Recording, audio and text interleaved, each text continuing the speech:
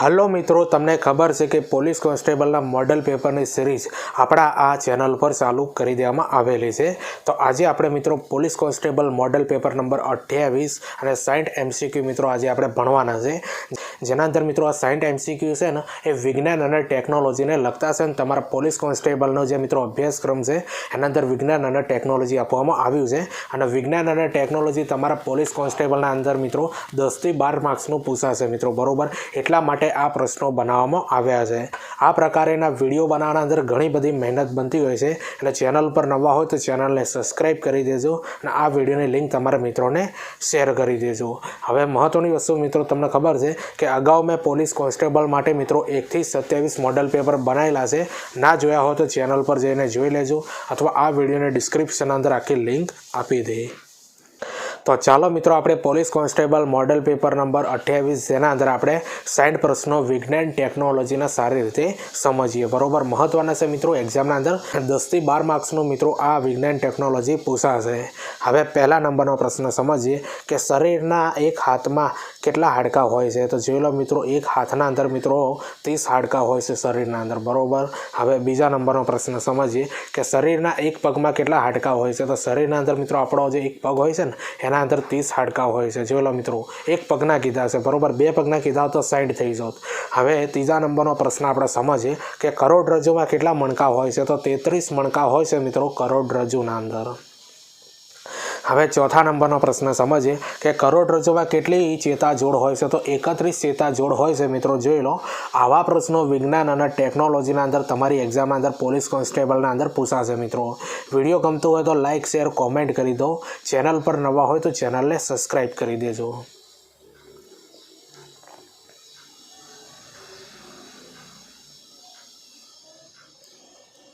હવે પાંચમા નંબરનો પ્રશ્ન સમજીએ કે સ્કંદ મેખલાની સંખ્યા કેટલી છે? તો 4 છે મિત્રો એ સ્કંદ મેખલા, બરોબર। આ પ્રશ્ન અગાઉની એક્ઝામોના અંદર પૂછાઈ ગયા છે, બરોબર મિત્રો। આ તમને થોડા નવા લાગતા હશે પણ પરીક્ષાના અંદર પૂછાયેલા છે।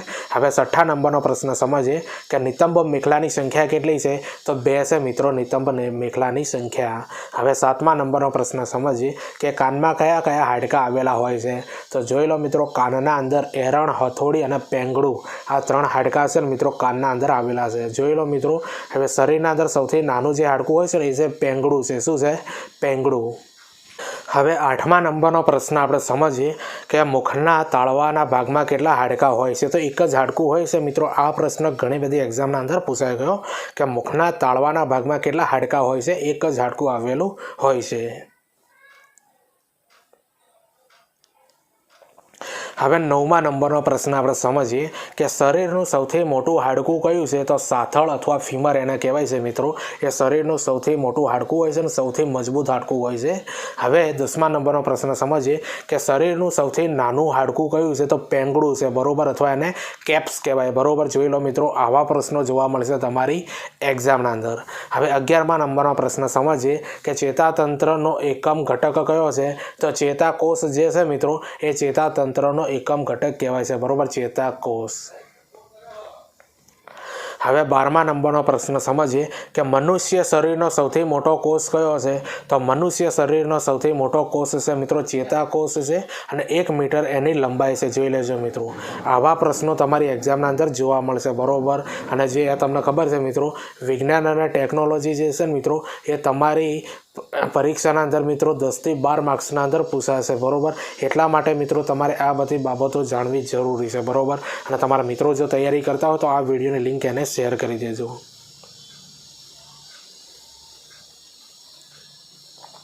હવે 13મા નંબરનો પ્રશ્ન આપણે સમજીએ કે અગ્ર મગજમાં કેટલા ભાગ પડે છે? તો જોઈ લો મિત્રો, અગ્ર મગજના અંદર મિત્રો બૃહદ મસ્તિષ્ક, થેલેમસ અને હાઇપોથેલેમસ, યાદ રાખી લેજો। અગ્ર મગજના અંદર આટલા ભાગ પડતા હોય છે, બૃહદ મસ્તિષ્ક, થેલેમસ અને હાઇપોથેલેમસ, યાદ રાખી લેજો મિત્રો। આવા પ્રશ્નો જોવા મળશે। હવે 14મા નંબરનો પ્રશ્ન આપણે સમજીએ કે પશ્વ મગજના કેટલા ભાગ પડે છે? તો પશ્વ મગજના અંદર મિત્રો અનુમસ્તિષ્ક, સેતુ અને લંબમજ્જા આ 3 ભાગ પડતા હોય છે, બરોબર, પશ્વ મગજના અંદર, બરોબર, અનુમસ્તિષ્ક, સેતુ અને લંબમજ્જા। આના અંદર મિત્રો પ્રશ્ન કઈ રીતે બની શકે ખબર છે મિત્રો કે અનુમસ્તિષ્ક કયા મગજના ભાગના અંદર આવેલું છે, આવી રીતે પ્રશ્નો બની શકે છે મિત્રો, બરોબર, એટલે તૈયારી કરી દેજો. હવે 15મા નંબરનો પ્રશ્ન આપણે સમજીએ કે મગજ કયા રંગનું હોય છે. તો મગજ છે ને મિત્રો જાંબુડિયા રંગનું છે, બરોબર. કયા રંગનું છે? જાંબુડિયા રંગનું છે. તો જો મિત્રો આવા પ્રશ્નો જોવા મળશે તમારી એક્ઝામના અંદર. તો મગજ કયા રંગનું છે મિત્રો? જાંબુડિયા રંગનું. અને આ પ્રશ્ન છે ને મિત્રો અગાઉ પરીક્ષાના અંદર પૂછાઈ ગયેલો છે.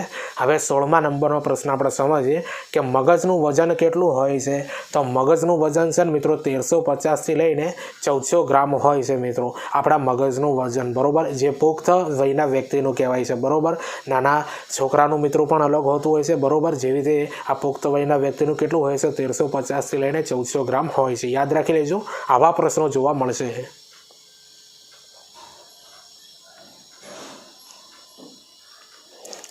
હવે 17મા નંબરનો પ્રશ્ન આપણે સમજીએ કે નવજાત શિશુના મગજનું વજન કેટલું હોય છે. તો એનું છે મિત્રો 350 ગ્રામ હોય છે મિત્રો, નવજાત શિશુના મગજનું વજન. જો મિત્રો આવા પ્રશ્નો જોવા મળશે.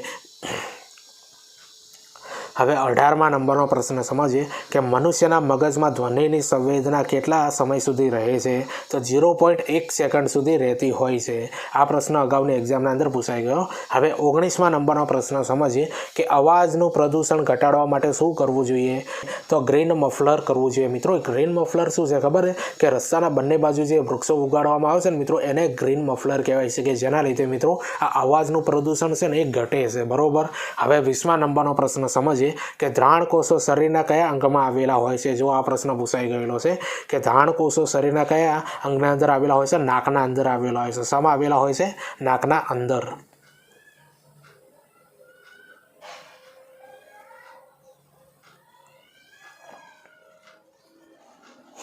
હવે 21મા નંબરનો પ્રશ્ન સમજીએ કે મરચાની તીખાશ શાના આધારે હોય છે. તો મરચાની તીખાશ છે ને મિત્રો એ કેપ્સિનના આધારે હોય છે. શાના આધારે હોય છે? કેપ્સિનના આધારે હોય છે. હવે 22મા નંબરનો પ્રશ્ન સમજીએ કે આંખના નિષ્ણાંત કયા નામથી ઓળખાય છે. તો આંખના જે નિષ્ણાંત હોય છે ને મિત્રો એ ઓપ્થેમોલોજિસ્ટના નામથી ઓળખાય છે, બરોબર. આંખના નિષ્ણાંતને કયા નામથી ઓળખવામાં આવે છે? ઓપ્થેમોલોજિસ્ટના નામથી. અને આ પ્રશ્ન છે ને મિત્રો જે તે નિષ્ણાંતો હોય છે એના અંદરથી પ્રશ્નો વારંવાર આવશે. અને પોલીસ કોન્સ્ટેબલનો મિત્રો જે પેપર છે ને એના અંદર વિજ્ઞાન અને ટેકનોલોજી મિત્રો થોડું ટફ લેવલનું રહેશે, બરોબર. એટલે આવા પ્રશ્નો મિત્રો તમારે તૈયારી કરવાની રહેશે. હવે 23મા નંબરનો પ્રશ્ન સમજીએ કે આંખને લગતા રોગો કયા કયા છે. તો રોહા છે, રતાદણાપણું છે, કન્જેક્ટિવાઇટિસ છે અને મોતિયા. આ જે બધા રોગો છે ને મિત્રો એ આંખને લગતા રોગો કહેવાય છે. હવે 24મા નંબરનો પ્રશ્ન આપણે સમજીએ મિત્રો કે આંખને લગતા રોગો કયા વિટામિનની ઉણપથી થાય છે. તો આંખને લગતા જે રોગો છે ને મિત્રો એ વિટામિન એની ઉણપથી થતા રોગો કહેવાય, બરોબર. વિટામિન એની ઉણપ હોય ને મિત્રો તો આંખના અંદર તમને રોગ થાય છે. તો જો મિત્રો આ બધા પ્રશ્નો તમને કેવા લાગ્યા એ કોમેન્ટ કરીને જરૂરથી બતાવજો. ચેનલ પર નવા હોય તો ચેનલને સબસ્ક્રાઈબ કરી દેજો.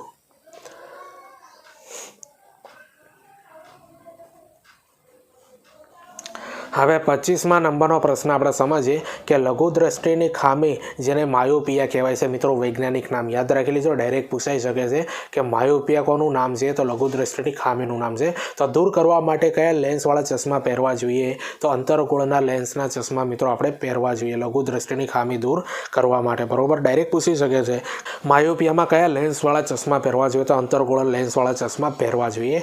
હવે 26મા નંબરનો પ્રશ્ન આપણે સમજીએ કે ગુરુદ્રષ્ટિની ખામી જેને વૈજ્ઞાનિક નામ છે હાઇપરમેટ્રોપિયા. યાદ રાખજો મિત્રો, પરીક્ષાના અંદર પૂછાઈ ગયું.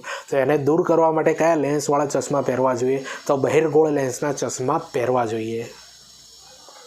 હવે 27મા નંબરનો પ્રશ્ન સમજીએ કે લઘુ ગુરુ દ્રષ્ટિની ખામી હોય, બંને ખામી હોય, એને મિત્રો પ્રેસ બાયોપિયા કહેવાય છે, બરોબર. પ્રેસ બાયોપિયા કહેવાય છે. જેને દૂર કરવા માટે કયા લેન્સવાળા ચશ્મા પહેરવા જોઈએ. બાયફોકલ લેન્સવાળા ચશ્મા પહેરવા જોઈએ. ઘણી બધી એક્ઝામના અંદરથી મિત્રો આ 3 જે પ્રશ્નો છે એના અંદરથી પ્રશ્નો વારંવાર આવતા રહેશે, બરોબર. એટલે ગોખી મારજો, તમારી એક્ઝામના અંદર કામ આવશે.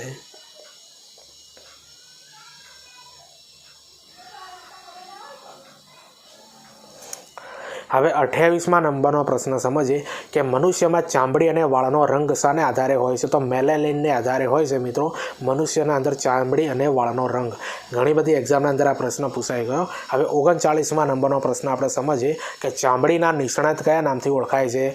તો યાદ રાખજો મિત્રો, ડર્મેટોલોજિસ્ટ. યાદ રાખી લેજો, ડર્મેટોલોજિસ્ટના નામથી મિત્રો આ ચામડીના નિષ્ણાત ઓળખાય છે.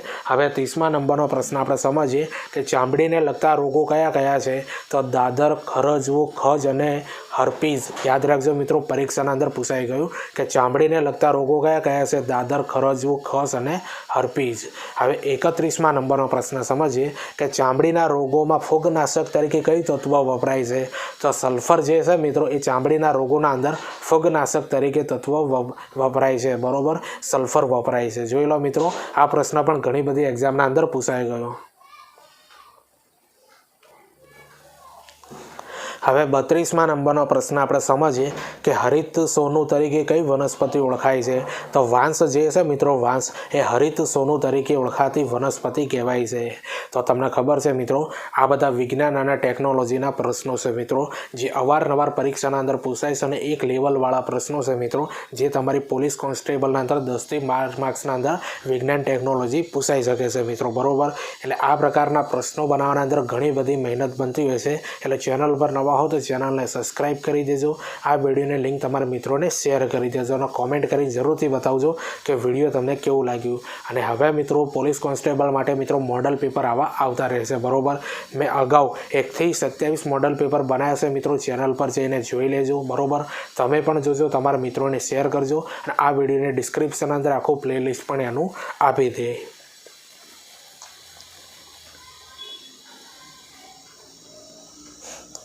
હવે 33મા નંબરનો પ્રશ્ન આપણે સમજીએ કે રજત તંત તરીકે કઈ વનસ્પતિ ઓળખાય છે? તો કપાસ જે છે મિત્રો એને રજત તંત તરીકે ઓળખવામાં આવે છે. હવે 34મા નંબરનો પ્રશ્ન સમજીએ કે સ્વર્ણિમ. યાદ રાખજો મિત્રો, સ્વર્ણમ તંતુ તરીકે કઈ વનસ્પતિ ઓળખાય છે? તો શણ જે હોય ને, શણ, એને સ્વર્ણિમ તંતુ તરીકે ઓળખવામાં આવે છે. હવે 35મા નંબરનો પ્રશ્ન સમજીએ કે ફૂલોની રાણી તરીકે કોણ ઓળખાય છે? તો આનું નામ છે મિત્રો ગ્લોડિયોલસ. યાદ રાખી લેજો, ગ્લોડિયોલસ જે છે મિત્રો એ ફૂલોની રાણી તરીકે ઓળખાય છે. હવે 36મા નંબરનો પ્રશ્ન સમજીએ કે 21મી સદીનું વૃક્ષ તરીકે કયું વૃક્ષ ઓળખાય છે? તો લીમડો જે છે મિત્રો એ 21મી સદીનું વૃક્ષ તરીકે ઓળખાય છે, લીમડો. હવે 37મા નંબરનો પ્રશ્ન આપણે સમજીએ કે આર્દ્રભૂમિના રક્ષક તરીકે કયું વૃક્ષ ઓળખાય છે? તો મેંગ્રુવ જે છે ને મિત્રો એ આર્દ્રભૂમિનું રક્ષક તરીકે વૃક્ષ ઓળખાય છે. બરોબર, મેંગ્રુવ. જોઈ લો મિત્રો, આવા પ્રશ્નો જોવા મળશે વિજ્ઞાન ટેકનોલોજીના અંદર.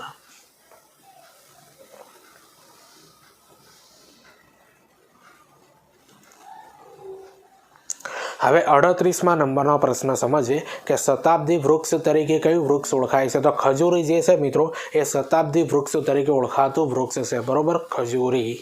હવે 39મા નંબરનો પ્રશ્ન સમજીએ કે ચમત્કારી વૃક્ષ તરીકે કયું વૃક્ષ ઓળખાય છે? તો કીવી જે છે મિત્રો, કીવી એ ચમત્કારી વૃક્ષ તરીકે ઓળખાતું ફળ છે. બરોબર.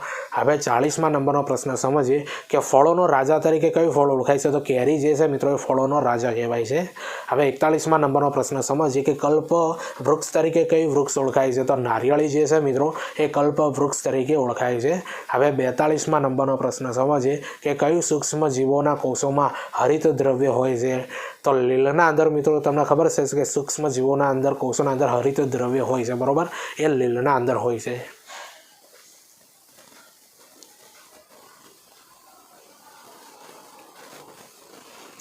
હવે 43મા નંબરનો પ્રશ્ન સમજીએ કે વાતાવરણમાં નાઇટ્રોજનનું નિયંત્રણ કઈ લીલ દ્વારા થાય છે? તો એનાબીના લીલ જે છે મિત્રો એના દ્વારા વાતાવરણના અંદર નાઇટ્રોજનનું નિયંત્રણ થાય છે. બરોબર, લીલનું નામ છે મિત્રો એનાબીના લીલ. જોઈ લો મિત્રો, આવા પ્રશ્નો જોવા મળશે. બરોબર, એક લેવલવાળા પ્રશ્નો છે. વિડીયો ગમતો હોય તો લાઇક, શેર, કોમેન્ટ કરી દેજો. ચેનલ પર નવા હોય તો ચેનલને સબસ્ક્રાઈબ કરી દેજો, કારણ કે આવા મોડલ પેપરની સિરીઝ આવતી રહેશે.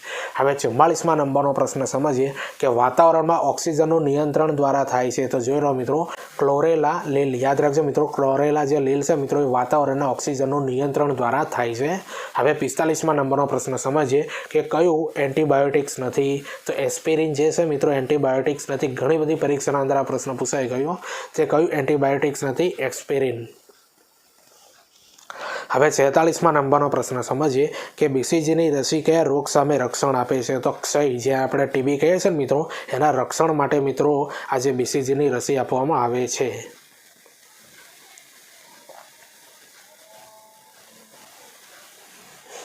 હવે 47મા નંબરનો પ્રશ્ન આપણે સમજીએ મિત્રો કે TB કયા બેક્ટેરિયાથી થતો રોગ છે? તો TB જે છે ને મિત્રો, એ તો બેક્ટેરિયાનું નામ છે મિત્રો માઇક્રોબેક્ટેરિયમ. યાદ રાખજો, માઇક્રોબેક્ટેરિયમ ટ્યુબરક્લોસિસ. યાદ રાખી લેજો, પરીક્ષાના અંદર પૂછાઈ ગયું. હવે 48મા નંબરનો પ્રશ્ન સમજીએ કે મરઘીનું ઈંડું શું છે? તો કોષ છે મિત્રો. એક્ઝામમાં શું છે? એ કોષ છે. હવે 49મા નંબરનો પ્રશ્ન સમજીએ કે આદિકોષ કેન્દ્રીય સજીવો કયા છે? તો બેક્ટેરિયા, નીલહરિત લીલ. યાદ રાખજો મિત્રો, આ બંને છે ને મિત્રો એ આદિકોષ કેન્દ્રીય સજીવ કહેવાય છે. બરોબર, બેક્ટેરિયા, નીલહરિત લીલ.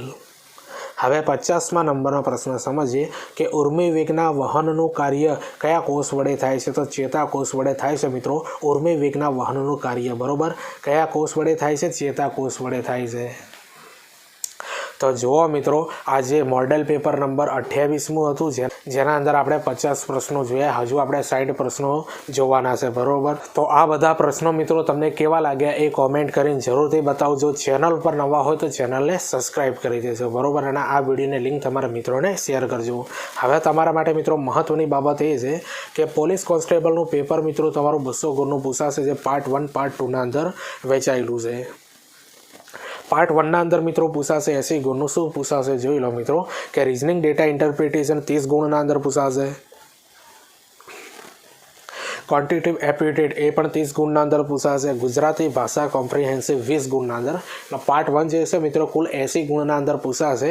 બરોબર, જેના અંદર મિત્રો પાસ થવા માટે 80 ગુણના અંદરથી 32 માર્ક્સ એટલે 40% માર્ક ફરજિયાત લાવવાના રહેશે, નહીં તો તમે ફેલ થશો. આ ક્રાઇટેરિયા છે મિત્રો, યાદ રાખજો, આવી તૈયારી કરવી પડશે. પાર્ટ 2 છે મિત્રો 120 ગુણનો છે. બરોબર, જોઈ લો, જેના અંદર ભારતનું બંધારણ 30 ગુણના અંદર પૂછાશે.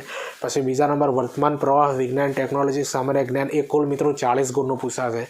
આપણું આ વિડીયો છે વિજ્ઞાન ટેકનોલોજીનું છે. બરોબર, તો વિજ્ઞાન ટેકનોલોજી જે છે ને મિત્રો એ 10 થી 12 માર્ક્સના અંદર તમારી એક્ઝામના અંદર જોવા મળશે. બરોબર, પછી ઇતિહાસ, સાંસ્કૃતિક વારસો, ભારત ગુજરાતની ભૂગોળ 50 ગુણના અંદર પૂછાશે. કુલ પાર્ટ 2 જે છે મિત્રો 120 ગુણના અંદર પૂછાશે. પાસ થવા માટે 120 ગુણના અંદરથી 48 માર્ક્સ એટલે 40% માર્ક ફરજિયાત લાવવાના રહેશે, નહીં તો તમે ફેલ થશો. તો આ બાબત યાદ રાખવાની રહેશે. બરોબર, ટીચિંગ અજય કરીને ટેલિગ્રામના અંદર ચેનલ બનાવી છે મિત્રો. આ વિડીયોને ડિસ્ક્રિપ્શનના અંદર લિંક આપી દે, ત્યાં જઈને તમે મને જોઈન કરી દો, કારણ કે એના અંદર વિડીયોની આવનારી ભરતીઓની પોસ્ટ અપલોડ કરતો હોઉં છું.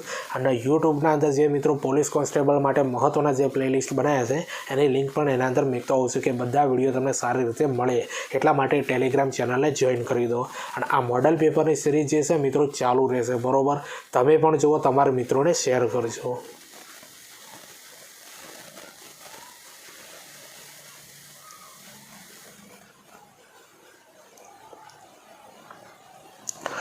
હવે 51મા નંબરનો પ્રશ્ન સમજીએ કે IVF, જેનું ફૂલ નેમ થાય છે ઇન વિટ્રો ફર્ટિલાઇઝરનો અર્થ શું થાય છે? તો શરીરની બહાર ફલન કરવું, એવું થાય છે. બરોબર, હવે 52મા નંબરનો પ્રશ્ન સમજીએ કે અસ્થિ એ કેવા પ્રકારની પેશી છે? તો અસ્થિ છે મિત્રો એ સંયોજક પેશી કહેવાય છે. કેવી કહેવાય છે? સંયોજક પેશી. હવે 53મા નંબરનો પ્રશ્ન આપણે સમજીએ કે કયા તંત્રો પરસ્પર પૂરક બનીને સંકલન અને સહનિયમન કરે છે? તો ચેતાતંત્ર અને અંતઃસ્ત્રાવી તંત્ર, આ બંને જે છે મિત્રો એ પરસ્પર પૂરક બનીને સંકલન અને સહનિયમન કરે છે. હવે 54મા નંબરનો પ્રશ્ન આપણે સમજીએ કે હૃદયના સતત ધબકવાની ક્રિયાનું નિયંત્રણ કોના દ્વારા થાય છે? તો લંબમજ્જા દ્વારા થાય છે મિત્રો, હૃદયના સતત ધબકવાની ક્રિયાનું નિયમન. બરોબર, લંબમજ્જા દ્વારા થાય છે. તો જુઓ મિત્રો, આ વિજ્ઞાન ટેકનોલોજીના પ્રશ્નો છે મિત્રો, કેવા લાગે પહેલાં કોમેન્ટ કરીને જરૂરથી બતાવજો. ચેનલ પર નવા હોય તો ચેનલને સબસ્ક્રાઈબ કરી દેજો. અને આવા મોડલ પેપર મિત્રો આવતા રહેશે. બરોબર, અને તમારા મિત્રોને પણ આ વિડીયોની લિંક શેર કરી દેજો જે પોલીસ કોન્સ્ટેબલની તૈયારી કરતા હોય.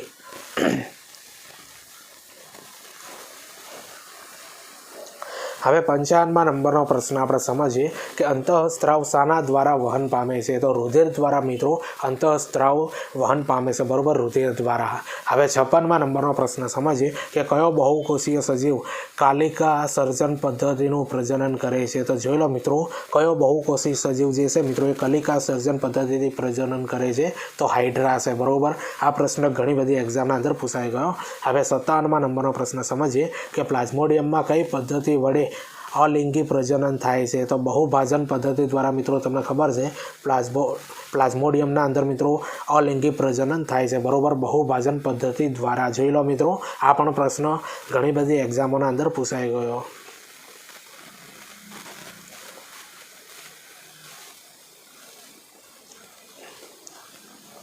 હવે 58મા નંબરનો પ્રશ્ન સમજીએ કે સ્પાયરોગાયરા કઈ પદ્ધતિ વડે અલિંગી પ્રજનન થાય છે?